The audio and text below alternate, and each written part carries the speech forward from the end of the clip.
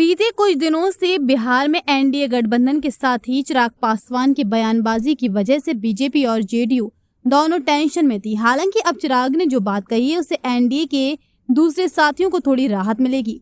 दरअसल चिराग ने पहले संकेत दिए थे कि उनकी पार्टी साल 2020 की तरह बिहार की सभी विधानसभा सीट पर चुनाव लड़ेगी, लेकिन अब चिराग पासवान कह रहे हैं कि वे मजबूती से एनडीए गठबंधन के साथ है और साल 2020 वाली गलती नहीं करेंगे।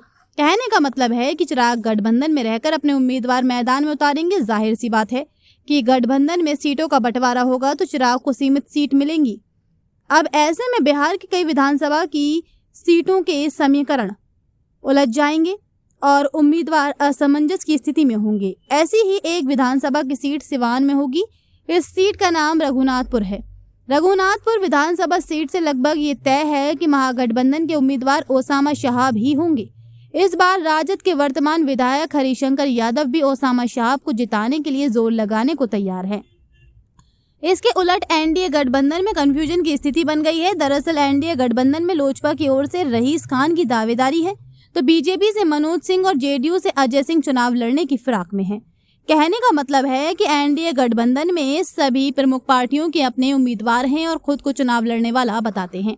हालांकि बीते दिनों खान ब्रदर्स की ओर से ये बयान जरूर आया कि उनके लिए पार्टी पहले है। खान ब्रदर्स का एक तरह से कहना है कि अगर मनोज सिंह चुनाव लड़ेंगे तो वे सपोर्ट कर सकते हैं। वहीं जेडीयू के अजय सिंह का कहना है कि हमें सीमा में मत बांधिए। राजनीति के जानकार मानते हैं कि अजय सिंह कहना चाहते हैं कि दरौंदा से नहीं मिला तो वे रघुनाथपुर से भी चुनाव लड़ने के संकेत दे रहे हैं। इस बीच ओसामा शहाब की सक्रियता भी रघुनाथपुर में बढ़ गई है। हाल ही में ओसामा शहाब ने अपने पिता शहाबुद्दीन के नक्शे कदम पर चलते हुए एक गाँव में सड़क का काम बताया जा रहा है। सड़क के इस काम का पूरा खर्च ओसामा शहाब दे रहे हैं। ये गांव रघुनाथपुर विधानसभा का कुतुब छपरा का है। इस घटना के बाद ओसामा के इलाके में जबरदस्त चर्चा हो रही है। ये सच है कि ओसामा शहाब के साथ युवा वोटर आकर्षित हो रहे हैं, लेकिन रईस खान की सक्रियता से मुसलमान वोट बैंक बढ़ जाने का डर है। खान ब्रदर्स इस वोट बैंक में सेंध लगा सकते हैं। वहीं मनोज सिंह के चुनाव लड़ने से सवर्ण वोटर छिटक सकते हैं। इसके अलावा अजय सिंह चुनाव लड़ते हैं तो हिंदू मुस्लिम का ध्रुवीकरण हो सकता है। अजय सिंह का इतिहास रहा है कि वे अजान और मुसलमान या पाकिस्तान को लेकर बयान देते रहे हैं। साल 2019 के लोकसभा चुनाव में पत्नी कविता सिंह के लिए प्रचार करने के दौरान अजय सिंह ने शहाबुद्दीन परिवार या हिना शहाब के लिए कई भड़काऊ बयान दिया था।